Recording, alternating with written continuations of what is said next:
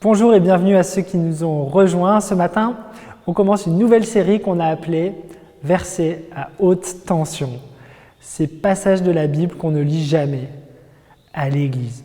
C'est vrai qu'il y a dans la Bible une quantité de versets, de chapitres, même de livres entiers qu'on n'entend jamais à l'Église. Les pasteurs ne choisissent pas ces textes pour leur prédication, ni pour les études bibliques. C'est des versets qu'on ne verra jamais sur Instagram. Vous savez, les petits versets illustrés. C'est des versets qu'on ne va pas partager à nos amis non-croyants non plus, pour diverses raisons. Il y a des passages qu'on lit quasiment jamais parce qu'ils sont très compliqués. Ils sont très compliqués à remettre dans le contexte, à expliquer. Ils sont compliqués même pour les pasteurs parfois. Et puis, il y a aussi des textes, il faut le dire franchement, qui sont très, très ennuyeux. Peut-être vous avez déjà fait cette expérience. Vous êtes motivé pour attaquer un nouveau livre de la Bible. Vous dites, tiens, le livre des nombres, je vais essayer. Vous commencez, et là, vous tapez 2-3 chapitres de dénombrement de personnes avec des noms propres aux noms imprononçables, des chiffres, et comme ça pendant des chapitres et des chapitres. Et puis, non seulement c'est très ennuyeux, et puis en plus, vous vous demandez bien, mais qu'est-ce que ça va m'apporter? Mais surtout, et c'est pour ça qu'on a lancé cette série, il y a tout un tas de passages qu'on ne lit pas, parce qu'ils nous dérangent. Parce que ces passages de la Bible viennent nous dire quelque chose sur Dieu, quelque chose sur nous, qu'on n'a pas envie d'entendre. Parce qu'ils vont remettre en question nos certitudes, parce qu'ils vont nous bousculer, peut-être qu'ils vont nous choquer. Et puis aussi parce que c'est des vérités qui sont tellement en décalage avec notre société aujourd'hui, avec ce que croit et la manière dont notre société vit, c'est tellement impopulaire qu'on préfère un peu les mettre de côté. Alors ce matin, on va quand même se lancer et on va commencer avec un passage de la Bible qui nous parle d'un des caractères de Dieu dont on ne parle jamais.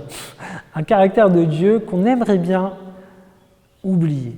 Dieu se présente de diverses manières dans la Bible pour nous faire comprendre qui il est vraiment. Et il y a beaucoup de facettes de qui il est qui sont populaires. Dieu est amour, Dieu est le Père, Dieu est l'Éternel, Dieu est le Tout-Puissant, Dieu est le berger, le libérateur, Dieu est le guérisseur. Mais il y a une identité de Dieu bien moins populaire, bien moins vendeuse, et c'est celle qu'on va voir ce matin, c'est que Dieu est un Dieu jaloux. Dieu est un Dieu jaloux.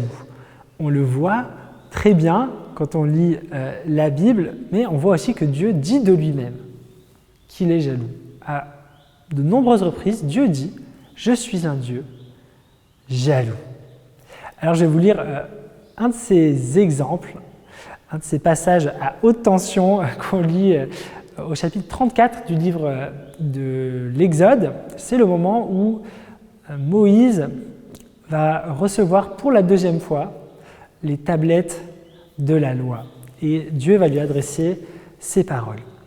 « Garde-toi de faire alliance avec les habitants du pays où tu dois entrer, de peur qu'il ne soit un piège pour toi. Au contraire, vous renverserez leurs autels, vous briserez leurs statues et vous abattrez leurs idoles. Tu ne te prosterneras point devant un autre Dieu, car l'Éternel porte le nom de jaloux. Il est un Dieu jaloux. Garde-toi de faire alliance avec les habitants du pays, de peur que, se prostituant à leurs dieux et leur offrant des sacrifices, ils ne t'invitent et que tu ne manges de leurs victimes. De peur que tu ne prennes de leurs filles pour tes fils et que leurs filles, se prostituant à leurs dieux, n'entraînent tes fils à se prostituer à leurs dieux. Amen. » Donc vous avez bien entendu ça au verset 14. Dieu dit de lui-même qu'il est jaloux et plus encore, il dit « Mon nom, c'est le jaloux ». Dieu est tellement jaloux, il a tellement ça en lui, ça fait tellement partie de qui il est, qu'il va dire jaloux, c'est mon nom. Donc, si vous aviez envie de varier un petit peu les petits noms que vous donnez à Dieu quand vous priez, si vous voulez changer un peu des traditionnels Père ou Éternel ou Tout-Puissant, vous pouvez tout à fait vous adresser à Dieu en lui disant « jaloux », parce que jaloux, c'est son nom. C'est son nom, un de ses noms en tout cas. Et preuve que ce nom de Dieu est vraiment pas populaire, je ne l'ai jamais entendu dans un chant de louange. On entend beaucoup Tout-Puissant, on entend beaucoup Éternel, mais je n'ai jamais entendu celui-là encore dans un chant de louange. Oui, Dieu est jaloux. Alors là, je ne peux pas vous voir derrière votre écran, et j'imagine que vous faites une drôle de tête, et je sais que c'est très facile de partir au milieu de la prédication quand on est derrière son écran, c'est plus facile qu'au temple, mais vraiment, restez avec moi parce qu'on va voir combien en réalité c'est une bénédiction, combien nous avons de la chance, combien c'est une bonne nouvelle que notre Dieu soit un Dieu jaloux. Alors c'est sûr que jaloux, à première vue, ça ne fait pas envie, c'est pas vendeur, et vous avez sûrement envie de me dire, mais pasteur, la jalousie, c'est un défaut. Pasteur, la jalousie, c'est un péché, comment c'est possible? Et d'ailleurs, oui, c'est vrai, Paul, dans plusieurs de ses lettres, dit que la jalousie est un péché. Il dit « ne soyez pas jaloux ». Et puis de toute façon, péché ou pas péché, personne n'a envie d'être avec quelqu'un de jaloux. Personne n'a envie d'avoir un mari ou une épouse jalouse, personne n'a envie d'avoir un ami jaloux non plus. Et d'ailleurs, on voit bien à quel point la jalousie, ça pourrit vraiment les relations, ça pourrit les couples, ça peut mettre de la division dans des familles, entre les frères et sœurs, ça peut vraiment conduire aux pires choses, ça peut conduire à la violence, ça peut conduire au vol, ça peut conduire au mensonge. Alors on peut se poser la question, comment Dieu qui est parfait, comment Dieu qui est éternel, comment Dieu qui est bon, qui est tout-puissant, peut avoir ce caractère aussi pourri, aussi humain que la jalousie. Alors la première question à se poser, c'est ok, Dieu est jaloux, mais il est jaloux de quoi? Il est jaloux de qui? La réponse, on l'a déjà dans le texte qu'on a lu, Exode 34. Dieu est jaloux des autres dieux. Donc Dieu est jaloux des faux dieux.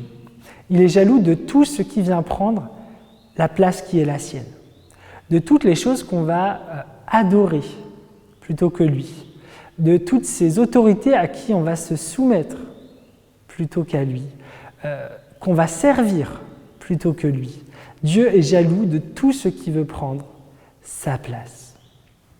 Et au temps de Moïse, il y avait vraiment de quoi, puisque vous savez peut-être que tous les peuples, à part le peuple de Dieu, à part le peuple d'Israël, tous les peuples adoraient une multitude de dieux. Il y avait des dieux pour absolument tout. Il y avait des dieux pour chaque saison, des dieux pour chaque plante, chaque arbre, il y avait des dieux pour chaque activité, pour chaque métier, pour chaque ville, pour chaque peuple, etc.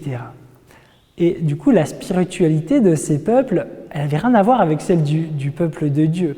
Il y avait une multitude de dieux et donc, eh bien, il fallait réussir à contenter tous les dieux. Il fallait veiller à ne pas en vexer un, à ne pas trop en privilégier un plutôt qu'un autre. C'était des calculs permanents, des calculs, des compromis pour que tous les dieux soient satisfaits. Donc en fait, ça ressemblait beaucoup plus à de la politique qu'à de la spiritualité, puisque c'est ça au fond la politique, faire des calculs pour contenter le maximum de monde, pour avoir le plus de soutien possible. Mais Dieu, notre Dieu, ne veut pas que notre foi ressemble à de la politique, à des calculs, mais plutôt à un mariage, à une relation d'amour. Il y a dans la Bible, dans l'Ancien comme dans le Nouveau Testament, énormément de passages où Dieu décrit sa relation avec nous, sa relation avec les humains, comme la relation d'un mariage, une relation d'amour. Alors pourquoi Dieu est jaloux? Parce qu'il nous aime. Dieu est jaloux parce qu'il nous aime passionnément, intensément, et parce qu'il nous aime inévitablement, eh bien, il va être jaloux. Quand on aime quelqu'un, comme un mari aime sa femme, inévitablement, on a ce sentiment de jalousie. Dieu est jaloux parce qu'il veut une relation exclusive avec nous. Il ne veut pas nous partager. Dieu ne veut pas te partager. Dieu ne veut pas la moitié de ton cœur. Il ne veut pas même les 3/4 ou 90% de ton cœur. Il veut ton cœur tout entier. Il en veut la totalité. Et justement, l'exemple du mariage nous montre que la jalousie, ce n'est pas nécessairement quelque chose de négatif. Il est tout à fait normal et c'est plutôt une bonne chose qu'un mari ressente de la jalousie s'il voit sa femme dans les bras d'un autre homme, par exemple. Et c'est pour cela, on l'a vu dans le texte de Exode 34, que lorsque le peuple de Dieu se détourne de lui et se met à adorer d'autres dieux, à obéir à d'autres lois, Dieu dit de son peuple qu'il est un peuple adultère, qu'il se prostitue. Hein, ça, c'est aussi vraiment le genre de texte qu'on ne lit jamais, mais il y a pourtant des pages et des pages dans la Bible, notamment dans les livres prophétiques, les livres des prophètes, où Dieu dit à son peuple « Tu es un peuple adultère ». Et oui, nous pouvons encore lire ces paroles et les recevoir aujourd'hui. Nous sommes, à bien des égards, adultères. Et si la Bible parle d'adultère, je parle là bien sûr d'adultère spirituel. À chaque fois que nous allons chercher ailleurs qu'en Dieu la sécurité, le salut, la confiance, le bonheur, si Dieu nous traite d'adultère, c'est parce que Dieu est le seul légitime à cette place. Parce que c'est lui qui nous a créés. Il est en droit d'être jaloux parce que tout lui appartient. Parce que qu'on le veuille ou non, parce que qu'on aime Dieu ou qu'on le déteste, nous lui appartenons.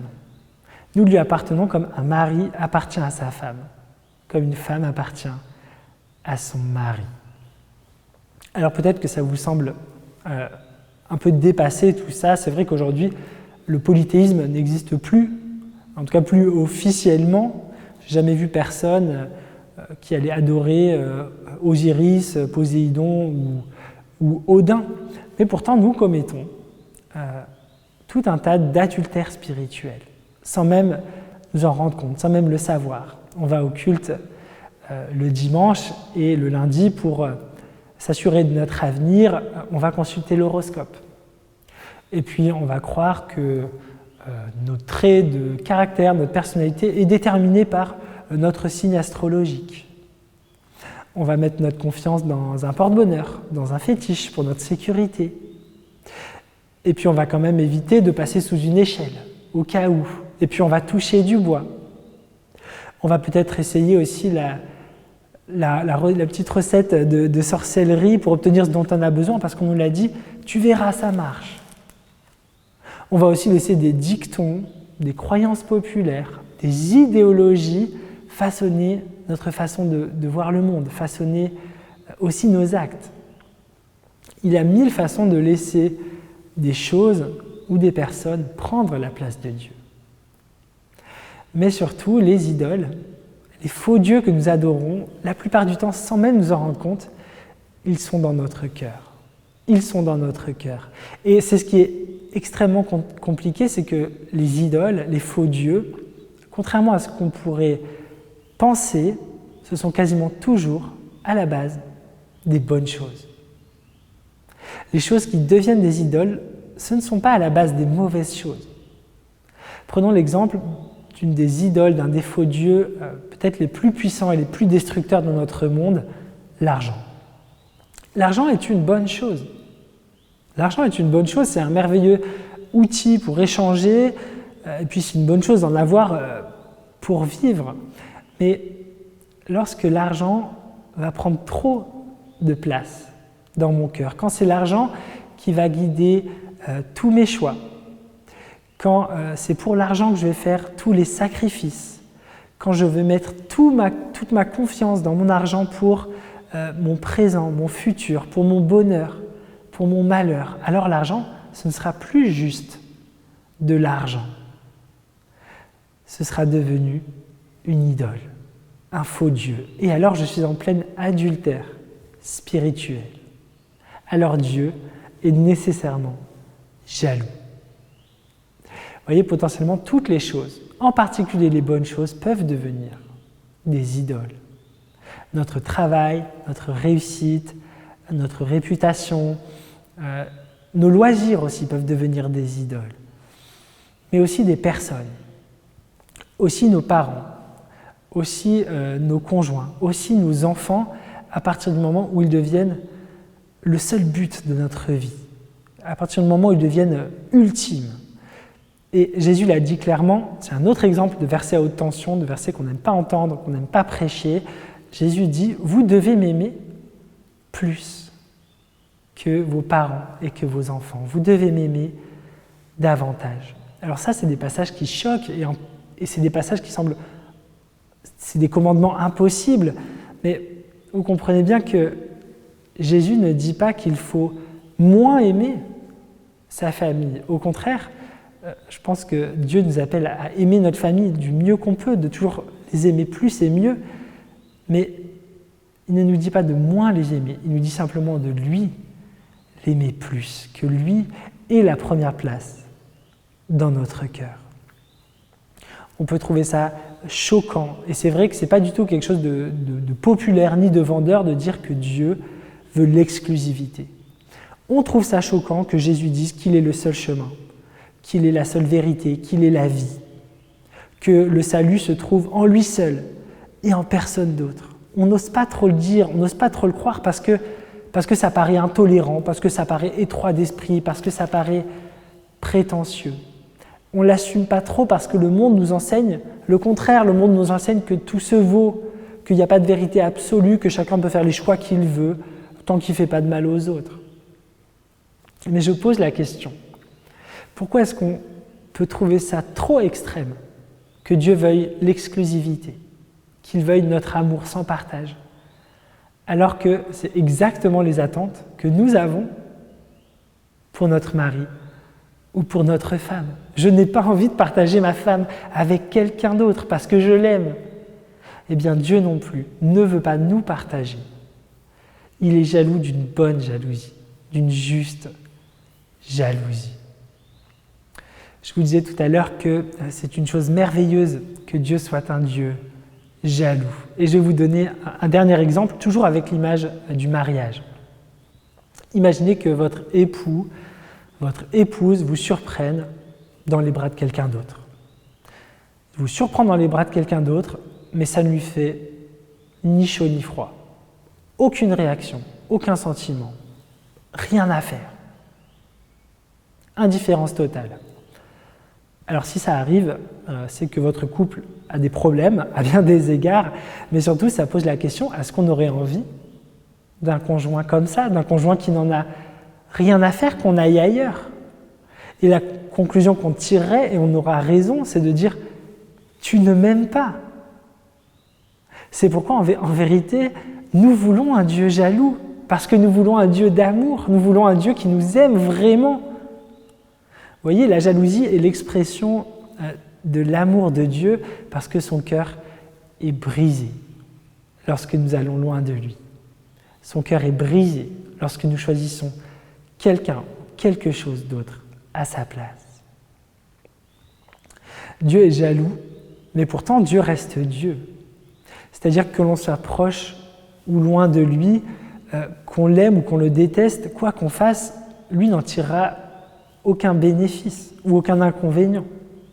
Ce que je veux dire, c'est que la seule raison pour laquelle il est jaloux, la seule raison pour laquelle il veut tout notre cœur, toute notre âme, tout notre esprit, toute notre intelligence, ce n'est pas pour son intérêt, c'est pour notre intérêt. C'est pour notre bénéfice. Lui, il n'en a pas besoin pour lui. Et vous voyez, ça c'est la différence fondamentale entre la bonne jalousie, la jalousie de Dieu, et notre jalousie humaine. La jalousie de Dieu, elle ne cherche à aucun moment son intérêt personnel, seulement notre intérêt, notre bénéfice. Parce que Dieu sait que pour que nous puissions véritablement trouver le bonheur, la paix, la sécurité, l'équilibre, pour que nos relations soient épanouies, nous devons lui appartenir. Nous devons être proches de lui parce que c'est ce pourquoi nous sommes créés. Nous sommes créés pour être en communion avec lui. Dieu a fait alliance avec nous. Nous sommes mariés à lui. Nous avons ça en nous. Notre cœur a la forme de Dieu. Notre cœur a la forme de Dieu et on peut essayer de mettre n'importe quelle autre chose à la place. Ça ne va pas rentrer. Ça ne va pas marcher. On est parents d'une petite fille de 10 mois et à la maison, on a plein de ces jeux, vous savez, ces jeux d'encastrement où il faut mettre la forme ronde dans le trou rond, la forme carrée dans le trou carré. Eh bien, vous voyez, c'est la même chose avec notre cœur. On peut essayer de mettre autre chose que Dieu à sa place, mais ça ne va pas tenir. Alors, on peut essayer de mettre le rond sur le carré, ça a l'air de faire l'affaire, ça a l'air de boucher le trou, mais à la moindre secousse, tout part en l'air. Vous voyez, on peut essayer de remplacer Dieu par autre chose, on peut bricoler, ça tient jusqu'à ce qu'il y ait une tempête, jusqu'à ce qu'il y ait une épreuve, et là, c'est toute notre vie qui s'écroule. Et là, notre cœur, il est vidé. Dieu est jaloux d'une bonne jalousie, d'une jalousie qui veut simplement le meilleur pour nous. Et c'est pour ça que Dieu est exigeant avec nous. C'est vrai, Dieu, il est exigeant, c'est pas vendeur ça non plus. Il a une volonté pour nous claire, il nous dit ce qui est bon et ce qui est mal. Il nous dit ce qui est permis, ce qui est interdit. Il veut que nous soyons bons, il veut que nous soyons saints, il veut que nous soyons parfaits. Et là, je vais utiliser une autre image qui parle de notre relation avec Dieu, sur laquelle Jésus a beaucoup insisté, c'est l'image du Père. Dieu est exigeant avec nous parce qu'il est un Père. Et un Père qui aime ses enfants, il veut le meilleur pour eux. Et parce qu'il veut le meilleur pour eux, il est exigeant. Il y a un auteur qui s'appelle C.S. Lewis qui a écrit quelque chose que je trouve super parlant. Il a écrit quelque chose comme ça, je vous le cite de mémoire. Dieu est un Père, mais nous voulons un grand-père. Dieu est un Père, mais nous voulons un grand-père. Ceux qui ont des enfants, vous avez peut-être déjà fait cette expérience. Vos enfants reviennent après avoir passé une semaine ou deux chez leurs grands-parents et là, toute leur éducation est à refaire. Toute leur éducation est à refaire parce que chez les grands-parents, ils n'avaient aucune limite. Ils pouvaient se coucher, se lever quand ils voulaient, ils pouvaient manger n'importe quoi, à n'importe quelle heure. On leur laissait tout, on cédait à leur moindre caprice. Pourquoi ? Parce que les grands-parents, ils veulent seulement être aimés, ils veulent juste profiter du peu de temps qu'ils ont avec leurs petits-enfants et puis leur faire plaisir. Mais Dieu, parce qu'il est un Père, parce qu'il nous aime, parce qu'il veut le meilleur pour nous, il pose des règles, il pose un chemin. C'est ce que fait un Père qui aime vraiment ses enfants. Il pose des limites. Vous voyez, la jalousie de Dieu, elle est concentrée sur nos perfections. Et en fait, nous ne voulons pas d'un Dieu Père, nous préférons un Dieu grand-père parce que nous préférons un Dieu qui nous laisserait faire tout ce que l'on veut et qui, dans le même temps, nous donnerait tout ce qu'on désire. Vous voyez, un père qui laisse tout faire à ses enfants, ça s'appelle un père absent.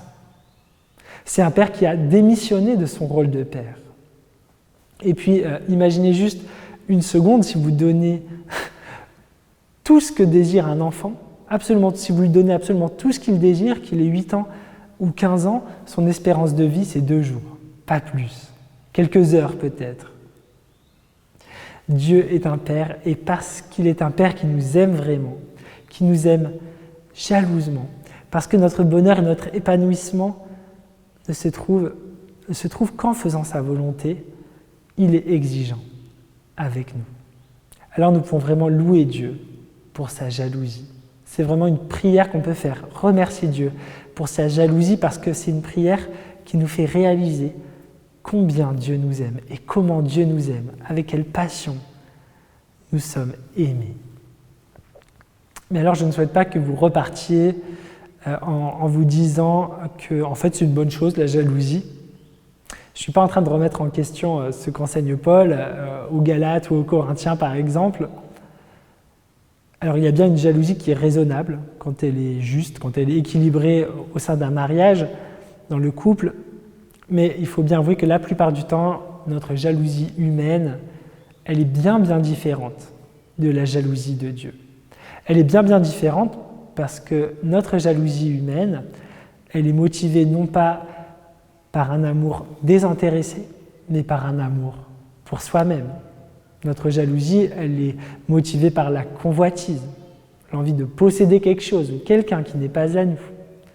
Elle est motivée par la comparaison, la rivalité, la volonté d'être le meilleur, d'être le plus grand, d'être au-dessus des autres. Et notre jalousie humaine a pour conséquence, bien souvent, la violence, la destruction, la manipulation. Elle nous amène à la haine de l'objet de notre jalousie. Et ça, on le voit tous les jours dans les journaux, des maris tellement jaloux qu'ils en viennent à tuer leur femme.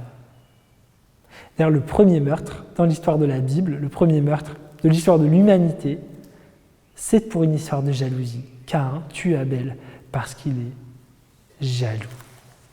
Alors je vais conclure avec ça, en vous disant ça. La jalousie humaine, quand elle est poussée à son extrême, à son paroxysme, c'est le meurtre.